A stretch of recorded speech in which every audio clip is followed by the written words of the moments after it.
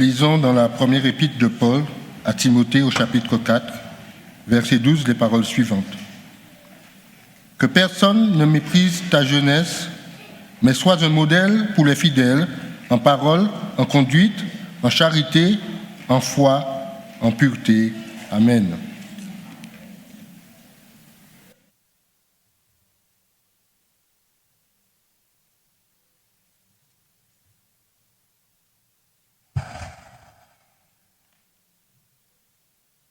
Chers amis, chers frères et sœurs, bonjour.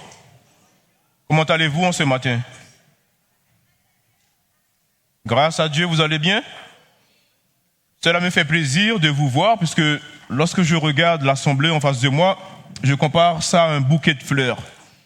Il y a des roses. Qui aime les roses? Ah, je vois les sourires. Je crois que 90% aiment les roses. Il y a aussi des hibiscus.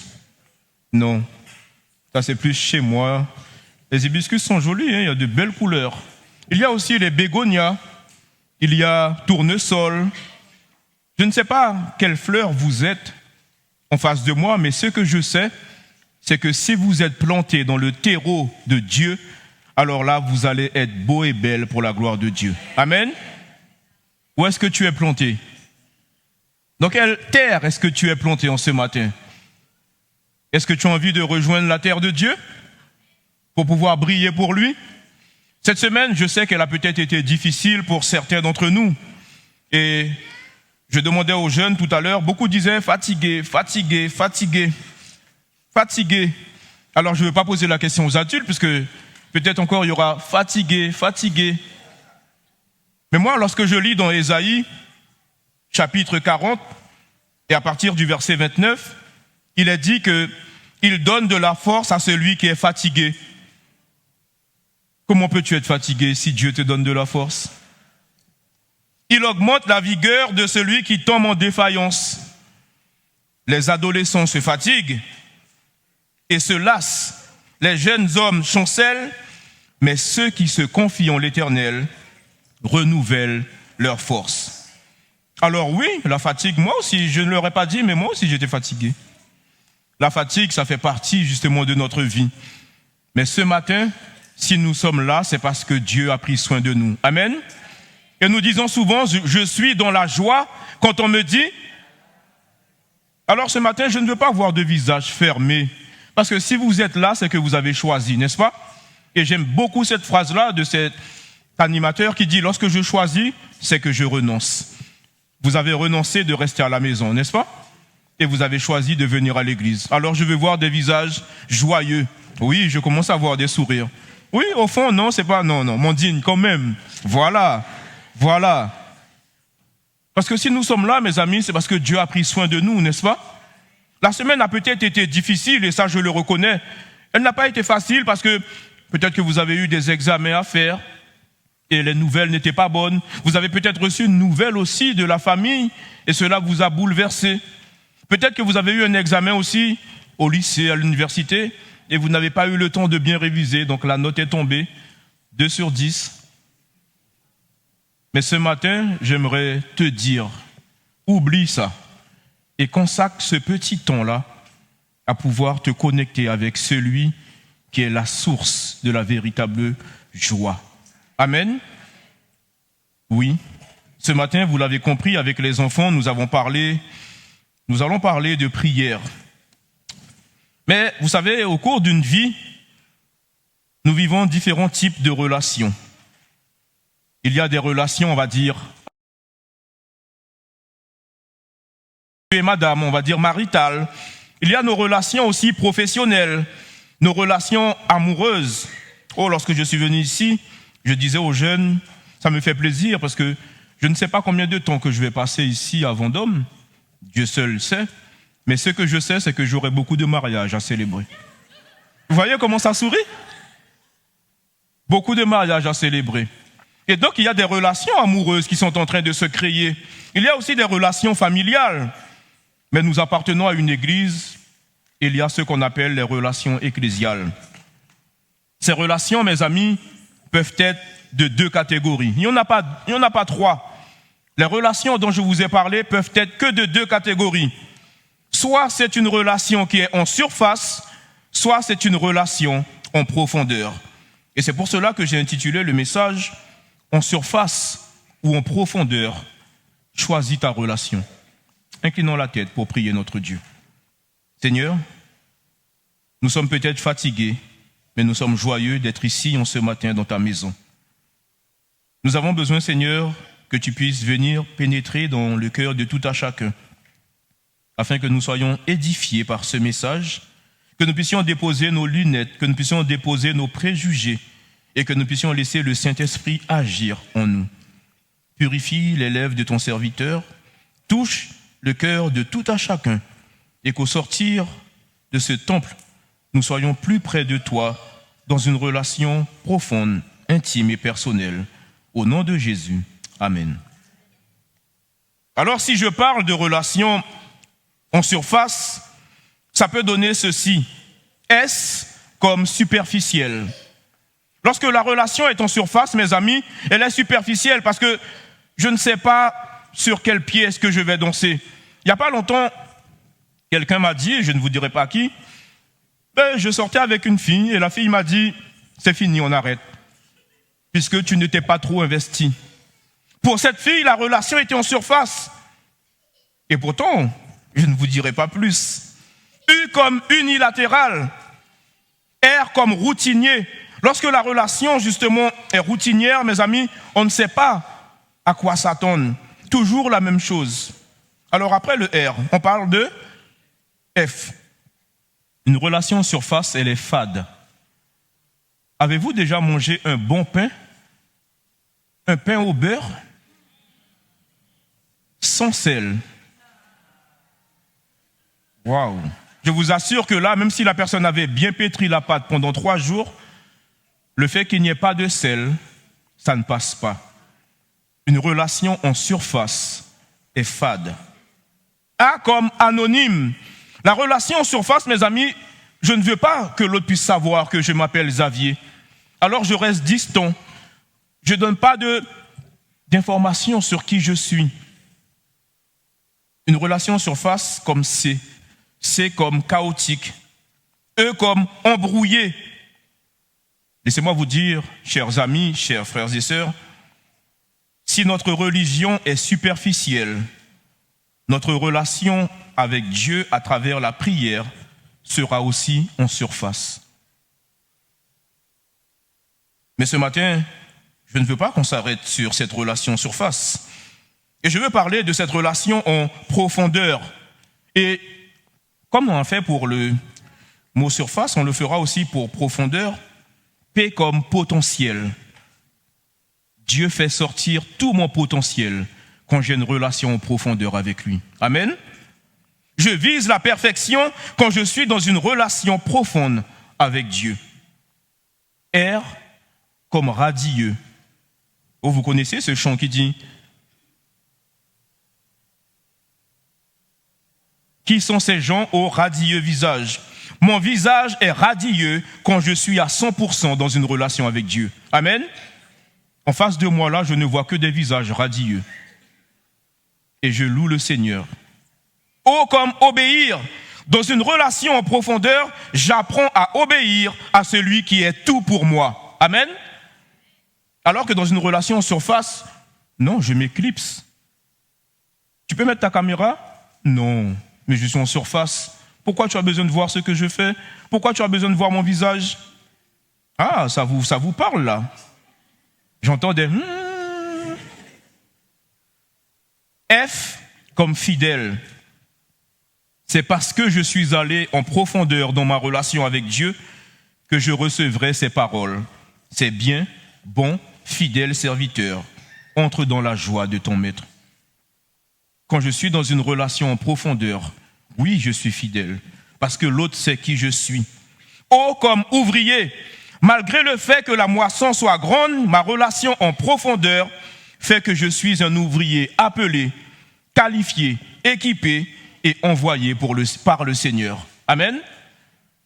Es-tu un ouvrier dans la mission de Dieu? On a parlé de mission ce matin, n'est-ce pas? Es-tu un ouvrier dans cette mission? N comme nouvelle. Dans cette relation en profondeur, il veut faire de moi une nouvelle créature. Les choses anciennes sont dès comme disciple. Je veux être son disciple et le suivre en profondeur partout où il ira. Veux-tu être un disciple de Dieu? Non? Alors aie une relation profonde avec lui. Eux comme engagés, une relation en profondeur fait de moi une personne engagée dans la mission de Dieu. Et ça, mes amis, il n'y a pas photo.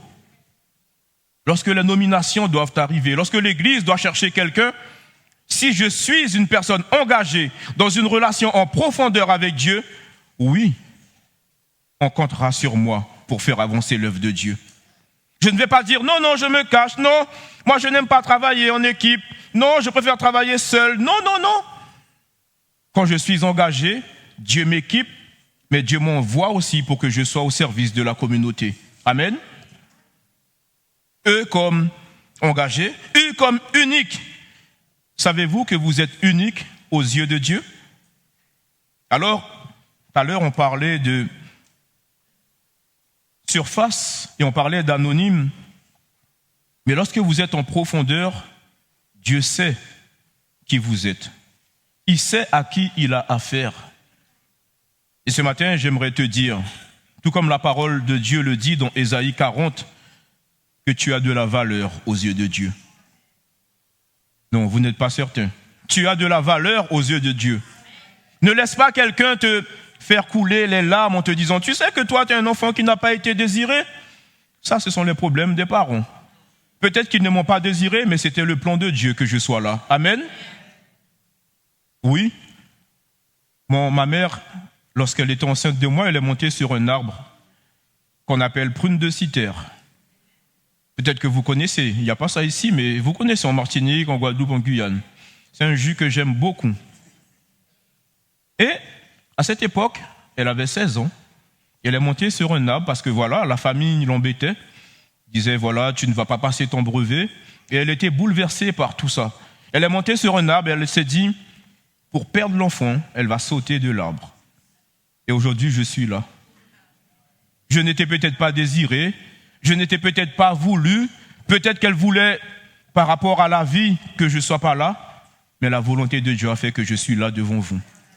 Alors oui, lorsqu'elle me raconte l'histoire, je ne peux pas lui en vouloir, parce qu'il faut mettre les choses dans son contexte.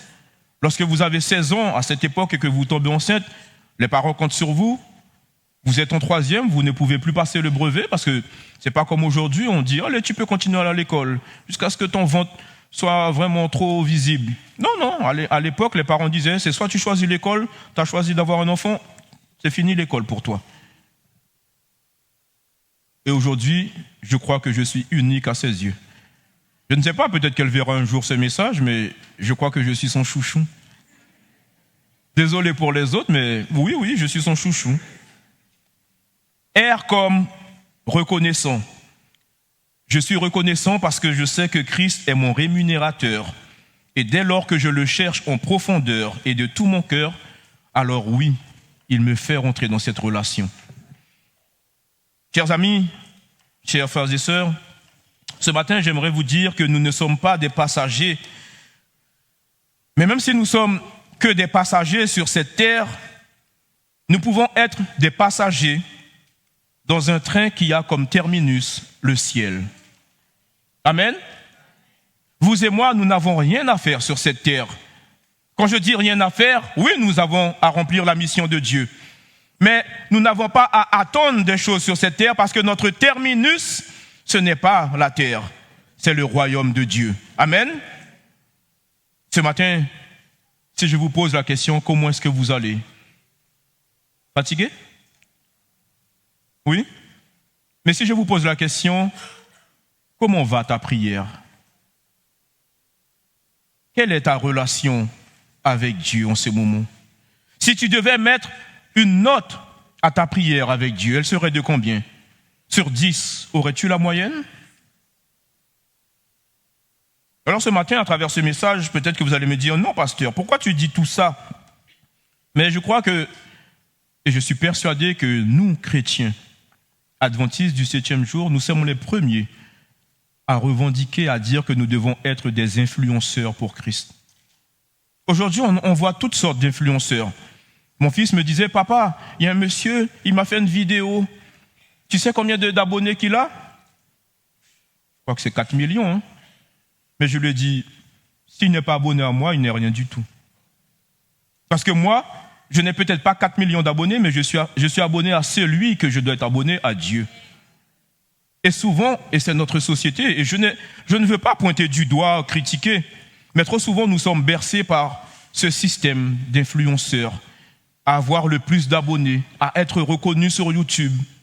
Mais toi, tu peux être un influenceur pour Christ, à condition que tu aies une relation en profondeur avec lui.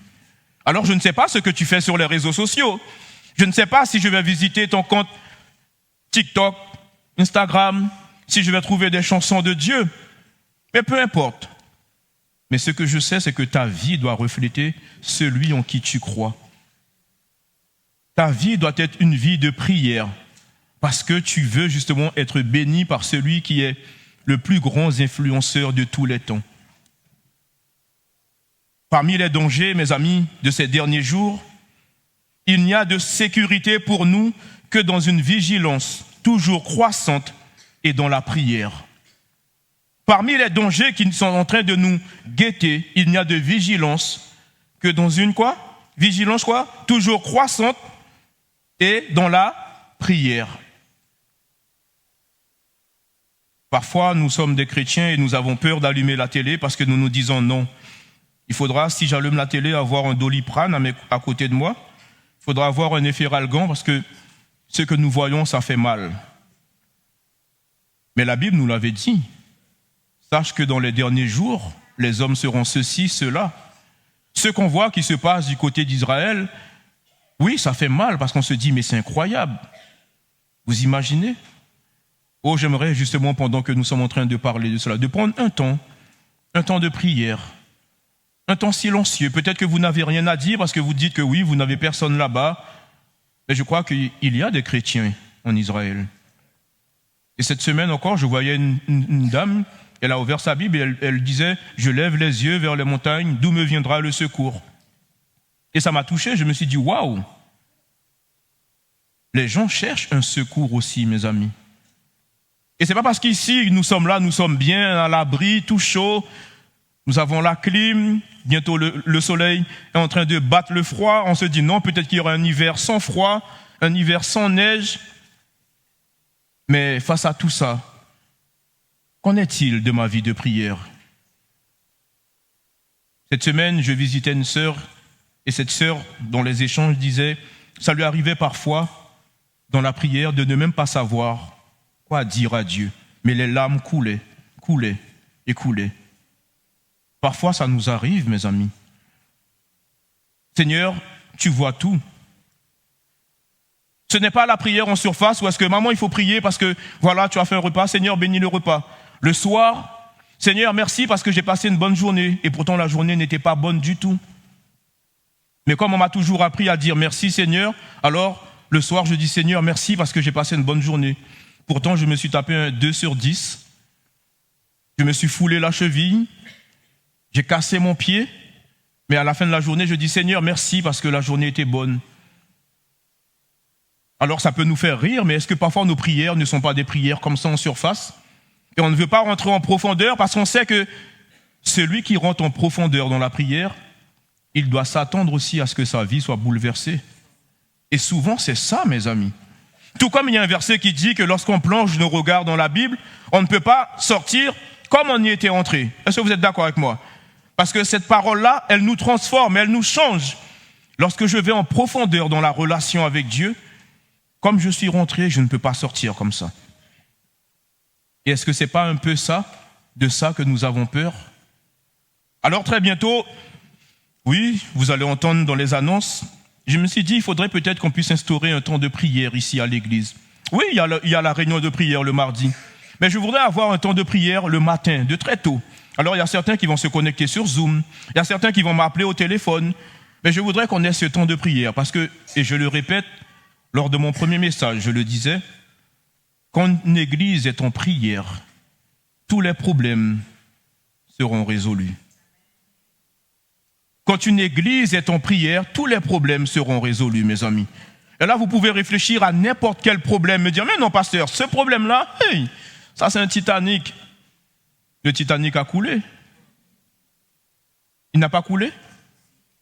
Souvent, et même trop souvent, on croit que la force d'une église, c'est par rapport à la fidélité des membres au niveau de la dîme. Et je vous dis, négatif.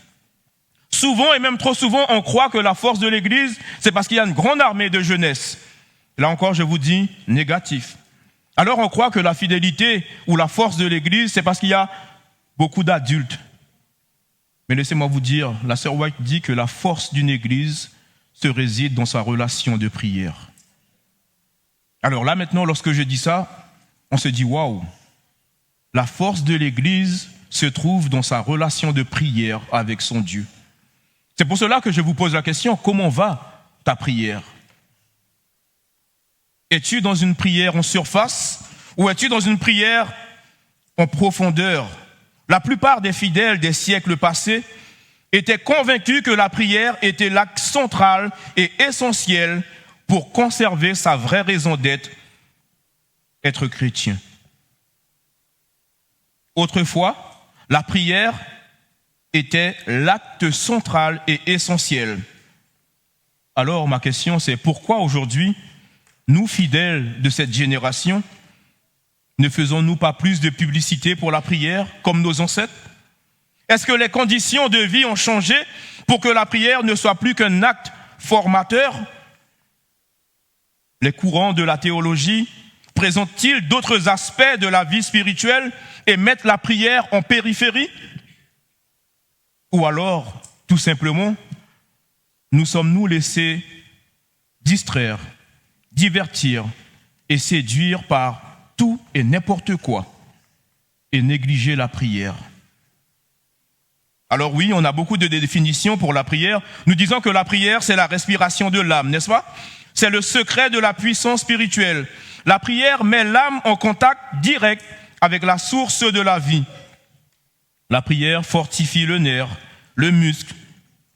Négliger l'exercice de la prière, s'y adonner que de temps en temps, quand cela nous convient, c'est perdre contact avec Dieu. Seigneur, en ce moment, tout va bien dans ma vie, donc je n'ai pas besoin de toi. Mais lorsque le premier problème arrive, aïe Seigneur, côté où es-tu? On commence à dire, Seigneur, où es-tu? Mais lorsque tout va bien, lorsqu'on a atteint une vitesse de croisière, non, ça va trop bien dans ma vie. La prière alors devient un moyen, tandis que la prière devait être l'objectif du chrétien. Lorsqu'il est dit prier sans cesse, au début, lorsque j'étais petit, je disais, mais comment est-ce que je peux prier sans cesse? Du matin au soir, prier. Et après, j'ai compris que même dans la prière, même dans les bonnes choses, il faut être tempérant. Le prier sans cesse, ce n'est pas être à genoux du matin jusqu'au soir. Alors si j'ai une famille, chérie, je prie. Papa, on peut jouer au foot? Je prie les enfants. Il est dit prier sans cesse. Non, c'est pas ça. Que la prière soit notre style de vie. Tout comme le matin à mon réveil, la première chose que je fais, c'est d'aller voir si j'ai des j'aime sur TikTok.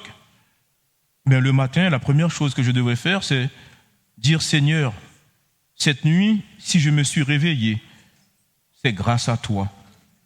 Seigneur, si ce soir je vais m'endormir sur ce lit et que la journée a été difficile, c'est grâce à toi, je dépose tout à tes pieds. Parfois, on va dormir, on ne sait même pas si on va se réveiller. Et ça, c'est une grâce. Mais alors, on aura l'impression de croire que c'est comme si c'est un dû pour nous chrétiens, de se dire, mais non, mais ça c'est normal, Jésus-Christ est mort sur la croix, c'est normal, il faut que ça puisse aller de l'avant, c'est normal. Non, mes amis.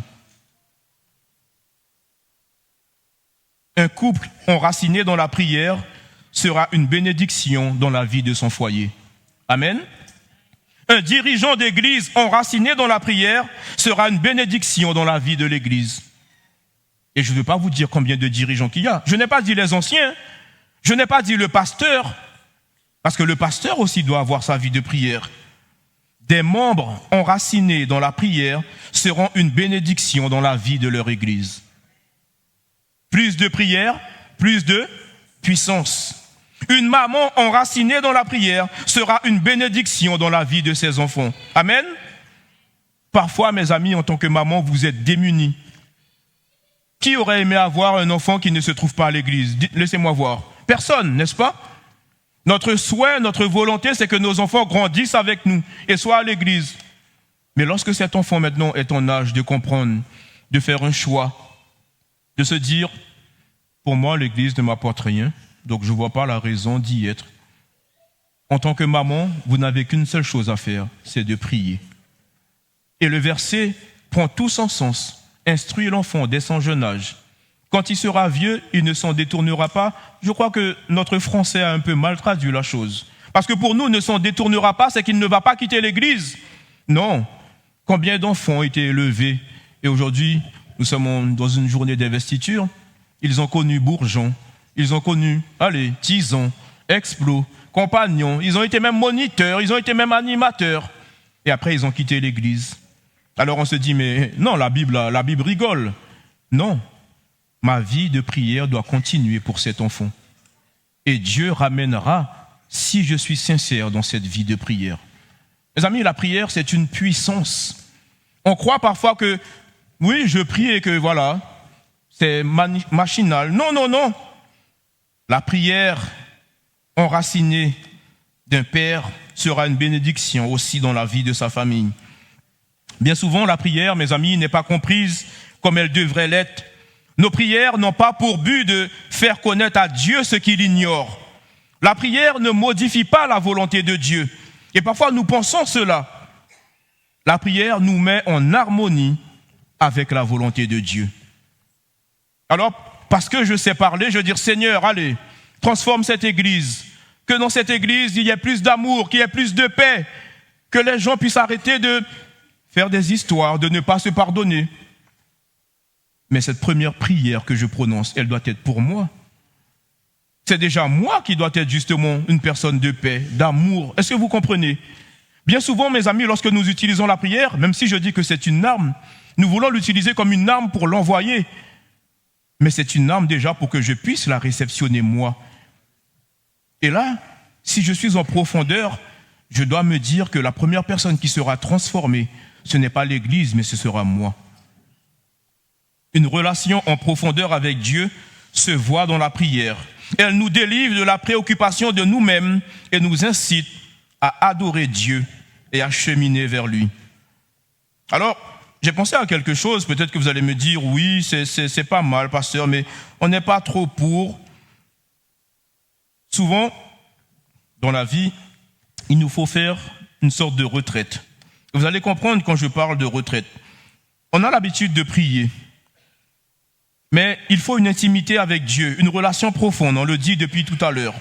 Il faut savoir prendre des moments de retraite pour comprendre ce que Dieu cherche à nous faire comprendre. Alors, j'ai pensé à 8 points. Peut-être que vous allez me dire, c'est vrai que ça fait beaucoup, vous n'allez peut-être pas les retenir. Mais en tant que chrétien, lorsque nous voulons avoir une relation en profondeur avec Dieu, premièrement, je crois qu'il nous faut avoir un moment personnel avec Dieu tous les jours. Combien de chrétiens, mes amis, n'en ont pas? Parfois, c'est le sabbat matin, lorsqu'on vient à l'église, qu'on ouvre le questionnaire ou qu'on ouvre la parole de Dieu. Mais le premier point, c'est qu'en tant que chrétien, si je veux avoir une relation profonde avec Dieu, c'est d'avoir un temps personnel avec Dieu tous les jours. Amen? Est-ce que vous pensez que ça, c'est possible? Moi, je ne demande pas d'avoir 1h30. Je ne demande pas d'avoir 2 heures de prière. Vous savez quoi? Je demande même de commencer par 5 minutes. La première semaine, vous faites 5 minutes avec Dieu. Et vous allez voir que la deuxième, vous allez dire, je veux plus. Pourquoi pas passer à 10? Ce n'est pas la quantité que Dieu veut. Alors je vois des yeux qui souffrent, qui disent, ouais, mais ça va chambouler mon emploi du temps, parce que le matin, je prends 1 heure sur le portable. 1 heure, hein? Et même pendant que je prends le petit déjeuner, je suis encore avec le portable. C'est parce que le portable ne va pas sous l'eau, mais je me lave même avec le portable. Aux toilettes, je suis avec le portable. Quand je regarde mon feuilleton, je ne sais pas si c'est le feuilleton qui me regarde, mais je regarde mon portable. Quand je parle avec mon ami, si un message arrive, je suis avec mon portable. Et là, on demande 5 minutes par jour pour avoir un temps de prière avec Dieu. Deuxième, ça c'est le plus dur. Je sais que les jeunes, ils vont m'envoyer des tomates après l'église. Éteindre son smartphone pendant 24 heures et utilise ce temps pour lire un livre, pour contacter une personne que tu n'as pas de nouvelles, pour visiter une personne âgée, malade ou en difficulté. Je sais que c'est mission impossible. Éteindre son portable pendant une journée?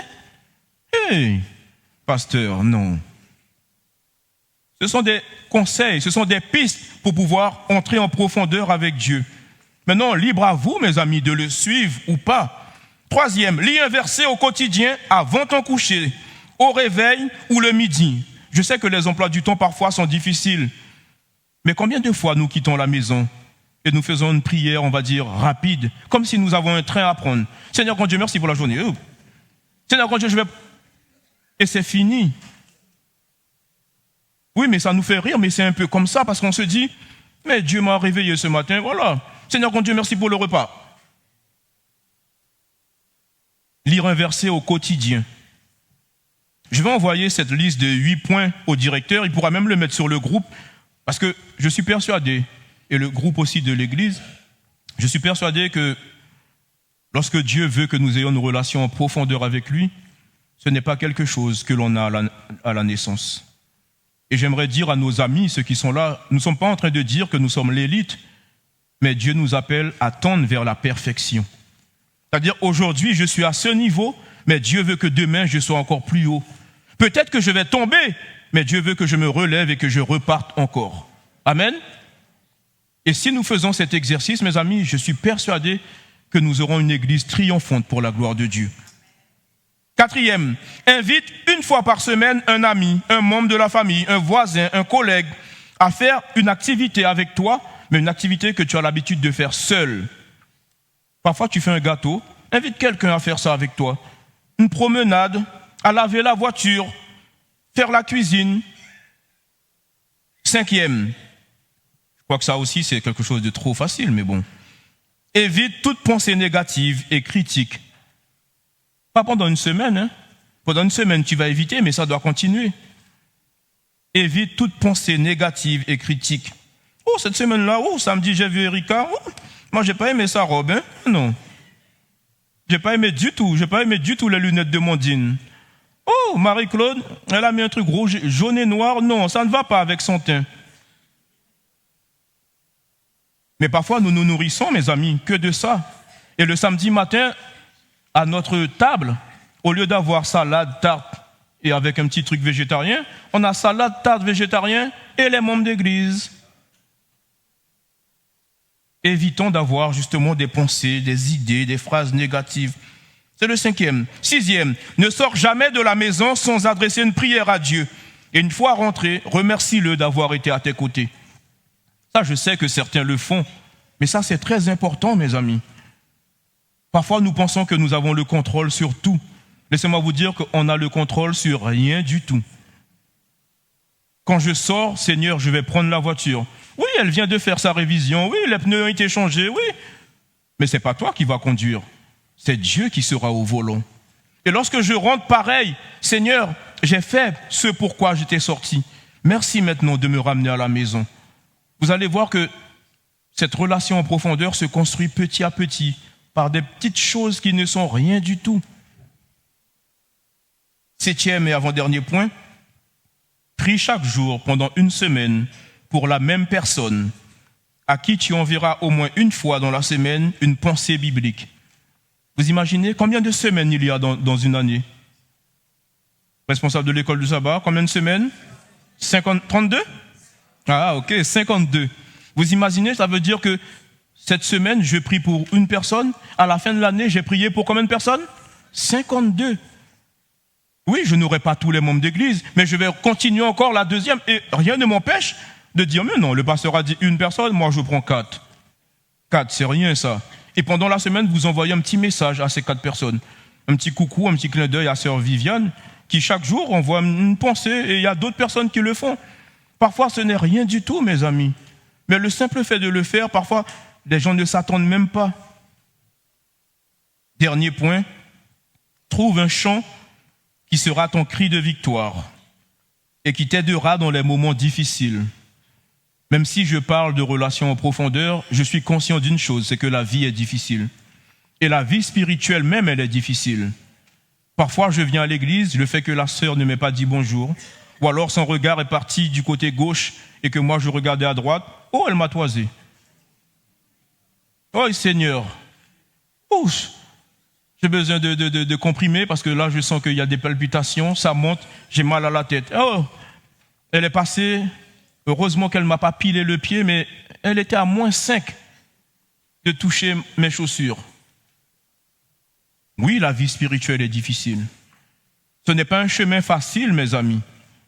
Mais lorsque je suis dans une relation en profondeur avec Dieu, ces choses-là passent outre parce que ma priorité, c'est de faire la volonté de Dieu. Amen.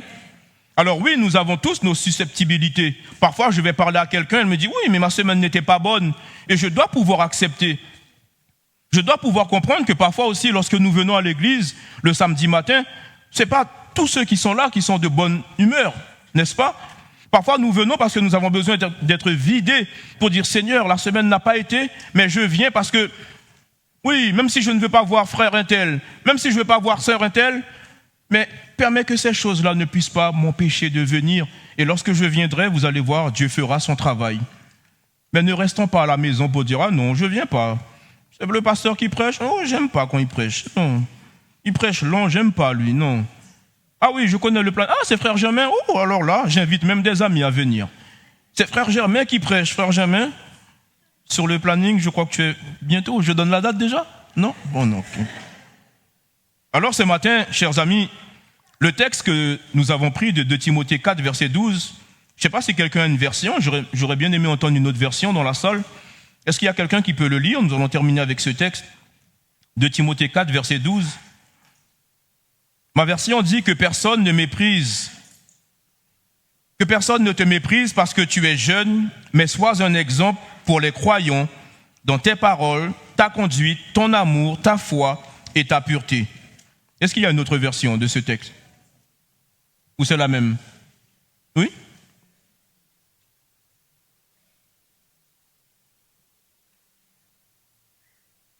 Non? On est tous sur cette même version? Non?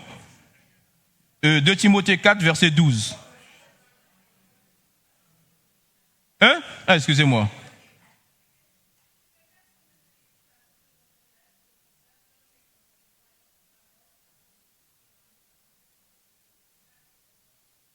Merci. Laissez-moi vous dire, chers frères et sœurs, chers amis, l'important dans ce verset, même si tout est important, n'est pas de ne pas se laisser mépriser. Parce que le texte dit bien que personne ne te méprise parce que tu es jeune. Là, certains vont me dire, mais pasteur, oui, tu as parlé qu'aux jeunes, tu n'as pas parlé aux adultes. Laissez-moi vous dire qu'être jeune, ce n'est pas de 16 à 35. Je suis jeune dans la tête déjà. Amen. Je suis jeune parce que lorsqu'on a Jésus, mes amis, on ne peut pas dire qu'on n'est pas jeune. Est-ce que vous êtes d'accord avec moi? Jésus nous rend tous jeunes. Et ça, nous devons le comprendre.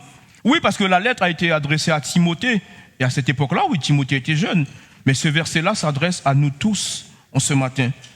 Que personne ne te méprise.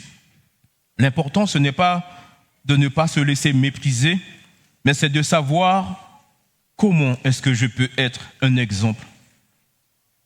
Parce qu'après, la suite dit, mais sois un exemple pour les croyants. Et il y a 5 domaines. On doit être un exemple dans quoi? Dans nos paroles, quoi d'autre? Conduite, amour, foi et un jeune chrétien en bonne santé spirituelle, il a les outils pour avoir une relation profonde avec Dieu. Amen. La prière, l'étude de la Bible, mais il faut aussi laisser vibrer les paroles de la Bible en soi. Cependant, on a souvent tendance à se concentrer uniquement sur la première partie. que personne ne méprise ta jeunesse. Alors on dit, ouais, cet adulte-là, il m'a mal parlé, alors que le texte dit, il ne doit pas mépriser ma jeunesse. Ce n'est pas parce que je suis jeune qu'il doit me faire ça, qu'il doit me dire ça. Mais la deuxième partie du verset est tout aussi importante. Et cette partie-là nous donne un challenge énorme, un défi bien plus grand, être des modèles. Face au mépris, face à la mise en garde justement, au rejet parfois même, nous sommes appelés à réagir tout autrement. Sois un modèle. Qui que nous soyons, peu importe notre passé, peu importe notre âge, voilà ce que la Bible nous demande, d'être des modèles pour Jésus-Christ. Amen. C'est un défi, mes amis, pour nous aujourd'hui. La parole de Dieu nous demande d'être des modèles pour les croyants, pour l'entourage. Cela s'adresse à toi, si tu es chrétien. Tu dois être un modèle pour ton église. Tu dois être un modèle pour tes amis chrétiens. Tu dois être un modèle sur lequel les gens pourront s'appuyer et prendre exemple. Je le disais dans la leçon avec les jeunes, cette semaine, je regardais justement une émission et il y a une dame qui fait justement du théâtre. Elle disait, voilà, moi, c'est grâce à ma grand-mère que je suis là. Je suis content pour ce qu'elle m'a donné comme éducation. Je veux être un modèle pour la jeunesse d'aujourd'hui. Et les animateurs qui étaient là, en train de l'interroger, lui disaient, voilà, pourquoi est-ce que vous faites des spectacles sur ce thème? Elle disait, parce que je le suis, je suis une lesbienne et je veux être un modèle pour la jeunesse. Aujourd'hui, ceux qui ne devraient pas être des modèles, là on ne va pas faire le débat mais ceux qui ne devraient pas être des modèles n'ont pas peur de dire qu'ils veulent être un modèle. Et nous qui devons être des modèles, nous nous cachons. Sur notre TikTok ou sur notre YouTube, on a même peur de mettre « je suis adventiste, je suis chrétien ». On a même peur de mettre des chants de louange parce qu'on se dit « mais non, l'autre va me voir en disant « ah, tu appartiens à une église ». Et mes amis, où va-t-on? Sois un modèle en parole, en conduite, en pureté, en foi. Sois un modèle dans tes réseaux sociaux. Oui, tout le monde va à gauche en mettant la musique qui... Comment vous appelez ça? C'est les trends. Trends. C'est cette musique-là qui donne. Donc moi, je dois faire une musique aussi parce que j'aurai plus de vues. Mais qu'est-ce que ça m'apporte? Pourquoi ne pas être différent en mettant une musique que personne ne connaît? Et là, ils vont dire, oh, d'où sort cette musique? Ah, tu connais pas? Viens à l'église Vendôme, tu verras. Tous les samedis matins, on chante de la bonne musique. Pas ça. Écoutons de la musique qui nous élève, mes amis. Pas de la musique pour nous rabaisser, du charabia. Parfois, on ne comprend même pas. On est obligé d'aller sur Google Traduction. Oh, j'ai ma fille, elle aimait beaucoup écouter de la musique. Et moi, je disais, tu sais. Et un jour, elle a dit, papa, je n'écoute plus cette musique. Elle aime beaucoup l'anglais. Et je vous assure, lorsqu'on va aux États-Unis, c'est notre traductrice. Elle parle l'anglais comme elle boit de l'eau. Elle m'a dit, papa, je ne peux plus écouter cette musique. Parce qu'un jour, je me suis arrêté sur les paroles. Et j'ai compris ce que la musique disait. Aujourd'hui, elle n'écoute pas du tout ces musiques. Aujourd'hui, c'est ce qui donne, mes amis, des musiques où est-ce que vous ne comprenez rien du tout, où est-ce que ça parle en anglais, et la traduction, même si vous rentrez en profondeur, et c'est là, c'est une musique qui est vouée à Satan, ou alors pour vous dire de donner. Et vous, vous écoutez, vous êtes en train de transpirer là-dessus. L'idée, mes amis, en ce matin, ce n'est pas de vous dire de rentrer comme ça dans une relation en profondeur. Mais si nous sommes dans une relation en surface, c'est de dire, Seigneur, comment est-ce que je peux rentrer dans une relation en profondeur avec toi? Sois le changement que tu voudrais voir. Et souvent, c'est difficile.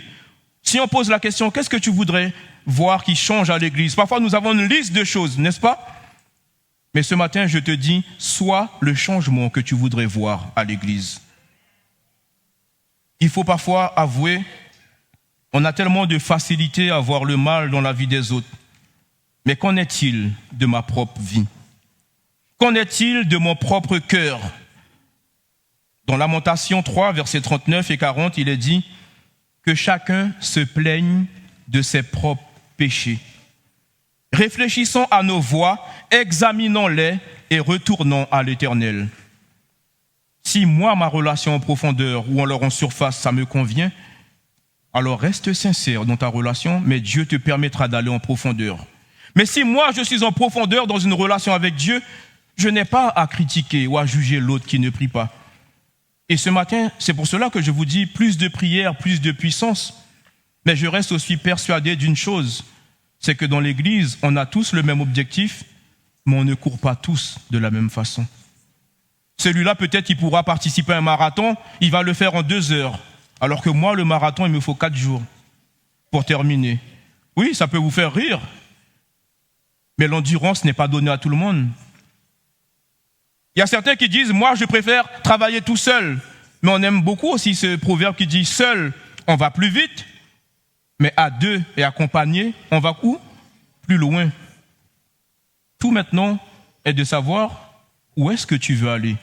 Comment est-ce que tu veux aller? Il ne faut pas confondre vitesse et précipitation. Dans l'armée de Dieu, dans l'église de Dieu, est-ce que ça vaut le coup d'aller vite et de laisser ceux qui sont sur le côté à terre? Oh non, je n'ai pas le temps, je suis pressé là. Désolé. Non, je ne peux pas. Parce que je dois aller vite. Est-ce que c'est ça que Dieu nous demande? Ou c'est peut-être de prendre celui qui ne court pas comme moi? J'irai à ta vitesse. Peut-être que tu ne cours pas à 10 km/h, moi je suis à 25, mais j'irai à ta vitesse pour qu'ensemble qu'on puisse y arriver. Il y a des endroits où tu vas glisser, moi je connais ces endroits-là déjà, je suis passé, je suis expérimenté, mais je serai un conseiller pour toi. Je ne vais pas mettre une fleur et pas prêt pour que tu puisses tomber dans le trou et dire « Oh, je t'avais dit de faire attention. » Non, tu ne m'avais rien dit.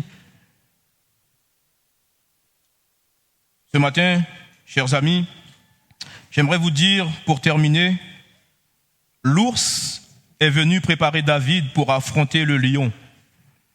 Le lion est venu préparer David à affronter Goliath.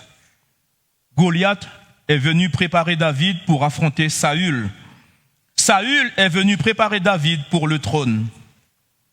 Dieu permet parfois des situations à l'apparence difficile pour nous transporter dans des lieux plus grands. Amen. Quand nous arrivons à nos limites, c'est là que Dieu arrive avec sa providence. La limite de Moïse, mes amis, c'était la mer. Qu'est-ce que Dieu a fait? Il a fondu la mer en 2. La limite d'Anne, c'est qu'elle était stérile. Et lorsqu'on lit bien le texte, c'est Dieu qui a rendu stérile Anne. Mais Anne a été en profondeur dans sa relation avec Dieu. Et Dieu lui a donné un fils. Amen. La limite d'Abraham était de sacrifier Isaac.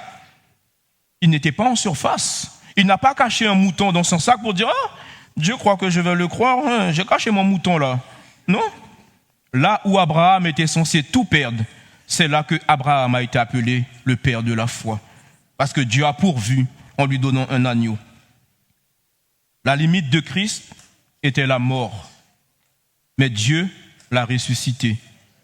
Ce matin, toi qui m'écoutes, quelle est ta limite? Quelle est ta limite dans cette mission que Dieu t'a confiée?